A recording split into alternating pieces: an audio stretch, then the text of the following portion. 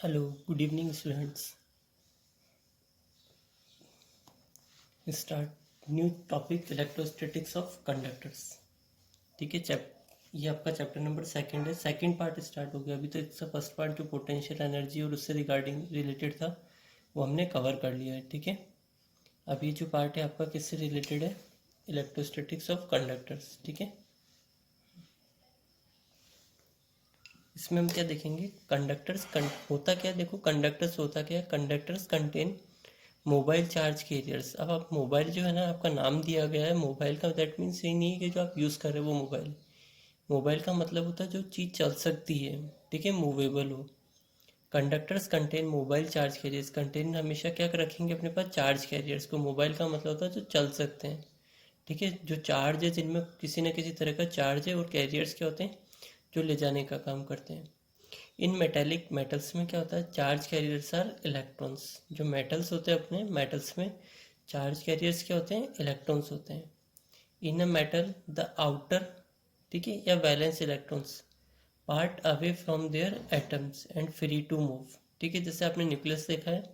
Nucleus में क्या होता है? एक राउंड होता है, राउंड शेप में। इनसाइड में क्या होता है? न्यूट्रॉन और प्रोटॉन। आउटसाइड में क्या होते हैं? आपके इलेक्ट्रॉन्स होते हैं। ठीक है, देखा होगा ना आपने जनरली एक न्यूट्रॉन्स, एक न्यूक्लियस देखा होगा। न्यूक्लियस में क्या होगा? न्यूट्रॉन और प्रोटॉन तो इनसाइड होते हैं, इलेक्ट्रॉन्स क्या होते हैं? आउटर शेल में मूव करते रहते हैं। तो वही लिखा है, in a metal the outer valence electrons part away from their atoms. जो उनके एटम्स उनसे क्या होते हैं? दूर होते हैं। एंड फ्री टू मूव, वो फ्री टू क्या कर सकते हैं? मूव कर सकते हैं। इन एन एक्सटर्नल इलेक्ट्रिक फील्ड। अब बात करते हैं, आपने जस्ट एक मेटल की बात कर ली। अब आपके पास आता है in an external electric field. बाहर की तरफ जो इलेक्ट्रिक फील्ड लग रहा है, they drift against the direction of the field. Drift का मतलब आपने ड्रिफ्ट वेलोसिटी, ड्रिफ्ट इलेक्ट्रॉन्स हमने पढ़ा है लास्ट चैप्टर में। तो इसमें क्या बोला? इन an external electric field they drift against the direction of the field. जो फील्ड होती है उसकी डायरेक्शन के क्या होंगे? अपोजिट होंगे। हमेशा इलेक्ट्रॉन अपोजिट डायरेक्शन में मूवमेंट करेंगे फील्ड की। The positive ions made up of the nuclei, मैंने बताया भी, जो न्यूक्लियस में तो क्या होते हैं? पॉजिटिव आयंस होते हैं। And the bound electrons remain held in their fix position. और जो बाउंड मतलब जो बंधे हुए इलेक्ट्रॉन्स हैं ना, वो क्या होते हैं? In their fix position. Clear हो गया? वापस समझ रहा? इन an external electric field they drift against the direction of the field. ठीक है। The positive ions made of the nuclear. Positive ions होते ही कहाँ है? न्यूक्लियस के अंदर होते हैं।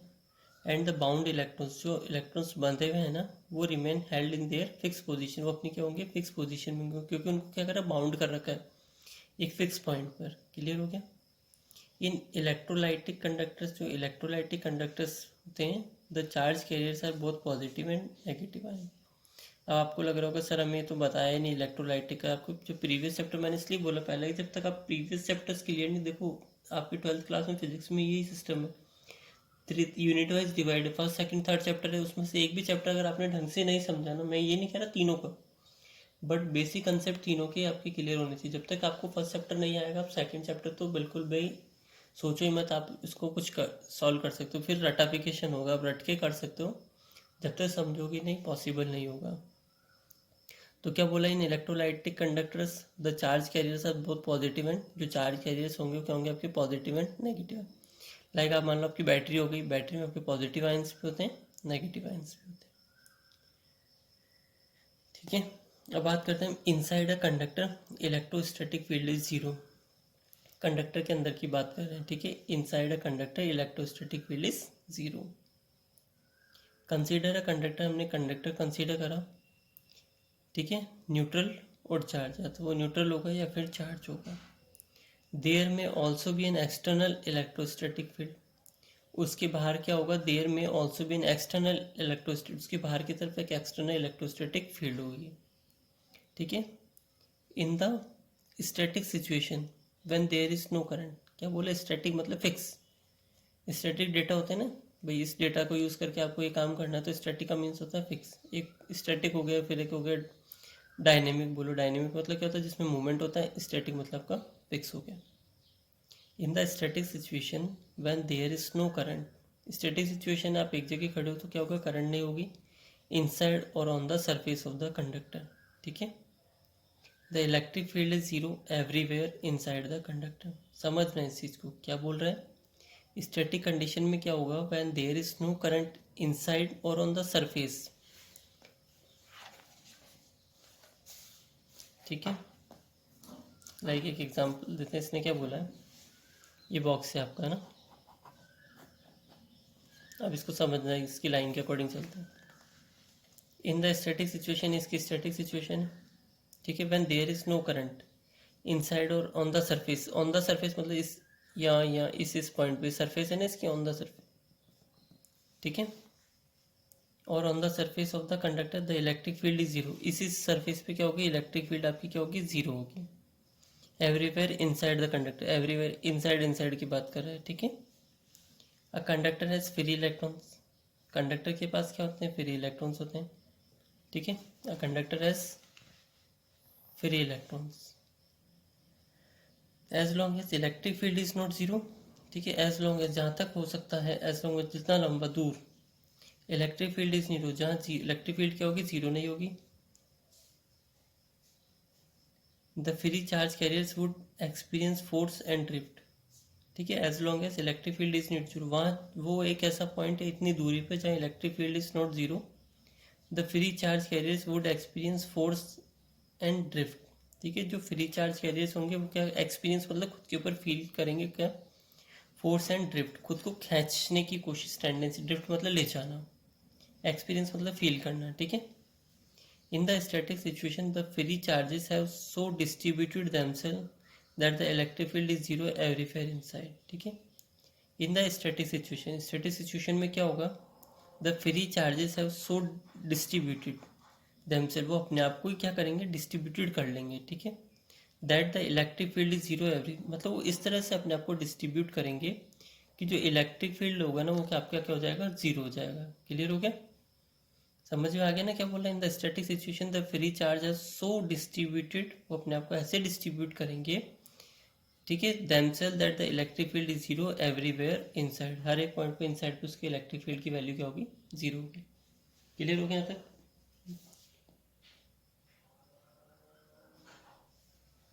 अभी हमने क्या देखा, inside a conductor. Second point आपके पास क्या है, electric field,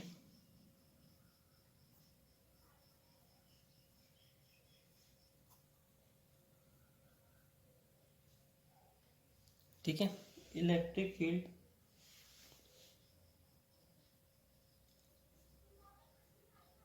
just outside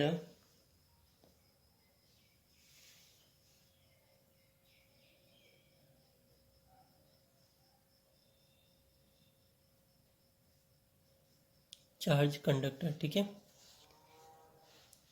electric field just outside a charge conductor is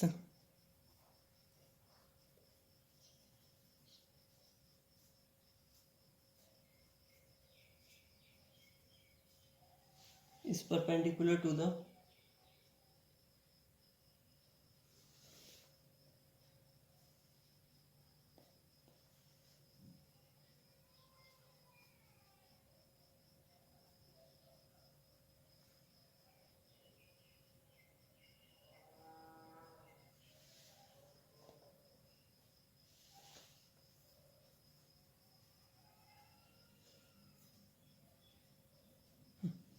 जैसे आपने ऊपर देखा,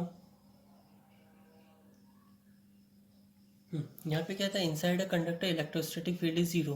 सिमिलर अब क्या है, electric field just outside a charge conductor. अब इस बार क्या, कंडक्टर कैसा आपका चार्ज है, ठीक है। Charge conductor is perpendicular to the surface of the, ठीक है, is perpendicular to the surface of the conductor at every point, ठीक है। परपेंडिकुलर के इन द सेंस, जैसे इस पॉइंट पर, ये पॉइंट हो गया आपका परपेंडिकुलर, यूँ परपेंडिकुलर, ठीक है। इस साइड ये परपेंडिकुलर, ये परपेंडिकुलर। क्लियर हो गया आपका? अब हम इसका देखते हैं डिस्कशन। समझ में आ गया ना पॉइंट क्या है आपके पास?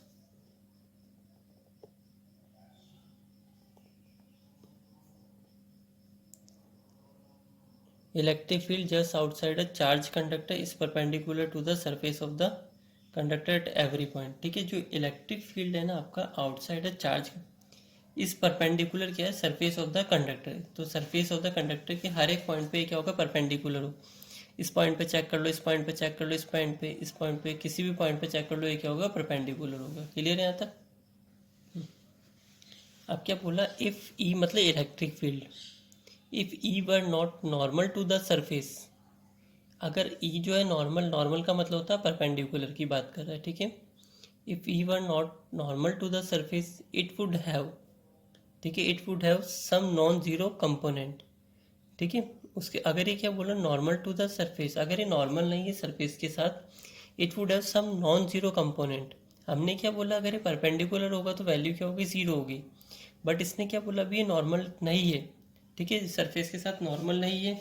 अगर ये नॉर्मल नहीं है तो इसकी कोई ना कोई वैल्यू जो होगी वो नॉन जीरो, नॉन जीरो यानी 1 2 3 4 5 -1 माइनस कुछ भी हो सकती है, एक्स वाई जेड, ठीक है। Along the surface free charges on the surface of the conductor, ठीक है। जो सरफेस, हमने क्या बोला, ऑलरेडी बोला चार्ज है कंडक्टर, तो free charges on the surface, surface के ऊपर जो कंडक्टर है, would the experience four and move, वो क्या करेंगे, एक्सपीरियंस करेंगे फोर्स को, मतलब फील करेंगे, एंड मूव, वहाँ से चले जाएंगे।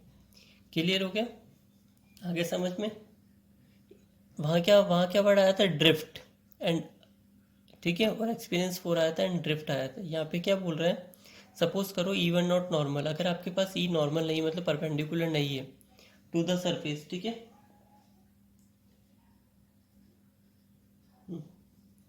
It would have some non zero component, इसके पास क्या होगा, सम नॉन जीरो कंपोनेंट होंगे अलोंग द सरफेस, सरफेस के अलोंग।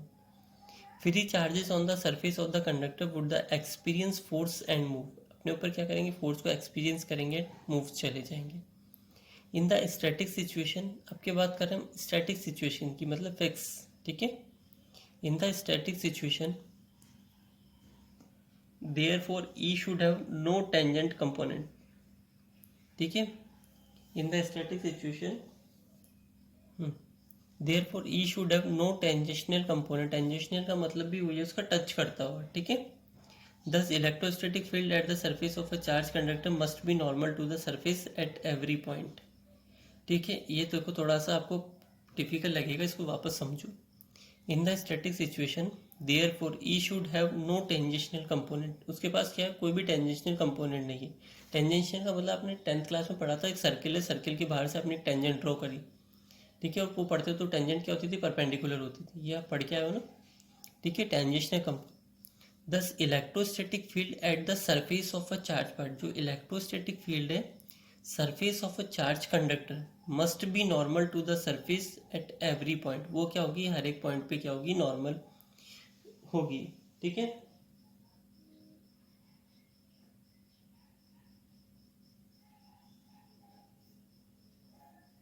और अगर ये नॉर्मल होगी तो इसकी वैल्यू क्या आएगी, जीरो आएगी। क्लियर हो गया, यहाँ पे क्या था, इफ ई वर, अगर हमने एक बार तो माना ही नॉर्मल नहीं है, ठीक है, तो फ्री चार्जेस क्या करेंगे, the conductor would have experience force and move, और चले जाएंगे। सेकेंड से हमने क्या देखा, इन द स्टैटिक सिचुएशन, जब एक जगह फिक्स करा, therefore E should have no tangential component, जब ई के पास क्या कोई भी टेंजेंशियल कंपोनेंट नहीं है। This electrostatic field at the surface, उस सरफेस के ऊपर जो इलेक्ट्रोस्टैटिक फील्ड है ऑफ अ चार्ज कंडक्टर, जो चार्ज कंडक्टर है, ठीक है, उसकी सरफेस पे must be normal to the surface at every point, जो इलेक्ट्रोस्टैटिक फील्ड होगी वो चार्ज कंडक्टर के हर एक पॉइंट पे क्या होगी, नॉर्मल होगी। क्लियर हो गया आपके पास?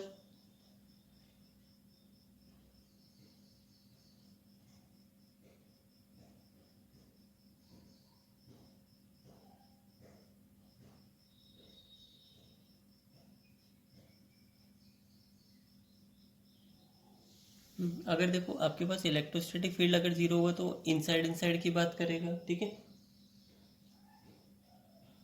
क्योंकि ये जो परपेंडिकुलर है तो आपका आउटसाइड है।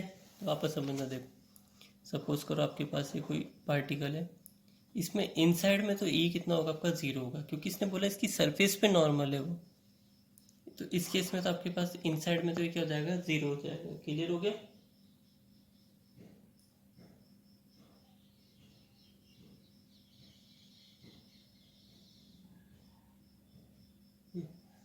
फिर नेक्स्ट है आपके पास, the interior of a conductor can have no excess charge in the static situation, the interior of a conductor, ठीक है, कंडक्टर के इंटीरियर में,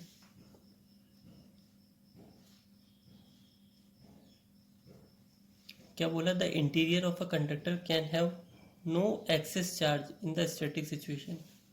ठीक है, समझना है इसको। एक्सेस में क्या होता है, ऊपर बोलता है ना, एक्सेस में, एक्सेस अमाउंट में मेरे पास कुछ चीज़ है, तो एक कंडक्टर के interior can have no excess charge in the static, उसकी स्टैटिक कंडीशन में उसके पास कोई एक्स्ट्रा चार्जेस नहीं होंगे, जितने उसके पास स्टार्टिंग में होंगे वही रहेंगे, उसके अलावा कोई एक्स्ट्रा चार्ज नहीं होगा। अकॉर्डिंग टू गाउस थ्योरम क्या बोलती है, E vector into D S vector, मतलब इलेक्ट्रिक फील्ड इंटू डिस्प्लेसमेंट क्या होता है, चार्ज अपॉन एप्सिलॉन नॉट। ठीक है, इनसाइड अ कंडक्टर आपने क्या बताया था, कंडक्टर के इनसाइड इलेक्ट्रिक फील्ड की आपकी जीरो है, अगर इलेक्ट्रिक फील्ड जीरो होगी तो आपका चार्ज भी कितना होगा, जीरो होगा। Net charge inside a conductor is zero, तो जो नेट चार्ज आ रहा है आपके कंडक्टर के इनसाइड में वो क्या होगा, जीरो होगा।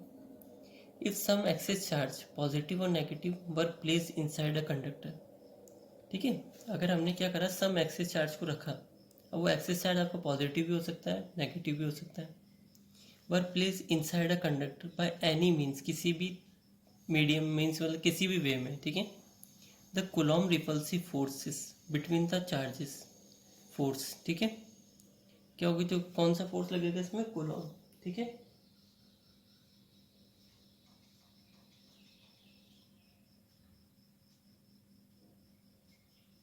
ठीक है, क्या बोल रहा है वापस देखो, if some excess charges positive और नेगेटिव, कोई सा भी चार्ज हो सकता है, वर प्लेस आपने कंडक्टर के इनसाइड रखा, बाय एनी मीन्स, किसी भी मीन्स से। ठीक है, किसी भी मतलब किसी भी वे में, the Coulomb repulsive forces between the charges force them as far apart as, वो उतनी उसको इतनी दूर ले जाएंगे जितना पॉसिबल होगा। Hence any excessive charge on an isolated conductor in electrostatic equilibrium resides entirely on the outer surface of the conductor. ठीक है, क्या बोलना चाह रहा है इसको समझो। देखो, इफ सम एक्सिस चार्ज हमने रख दिया, ठीक है, कूलॉम रिपल्सिव फोर्स लगेगा between the charges forces them as far apart as possible, जितना पॉसिबल होगा उतना दूर ले जाएगा। Hence any excess charge on an isolated conductor, ठीक है, कोई आइसोलेटेड कंडक्टर है जिसके ऊपर आपने क्या करा, excess charge in electrostatic equilibrium resides. ठीक है, entirely on the outer surface of the conductor, वो क्या करेगी, उसका कंडक्टर के आउटर सरफेस से बाहर ले जाएगी। ठीक है, देखो ये थ्योरी पार्ट थोड़ा सा हाँ कॉम्प्लिकेटेड होगा, लेकिन आप इसको एक या दो बार रीड करोगे आपको क्लियर हो जाएगा। ठीक है,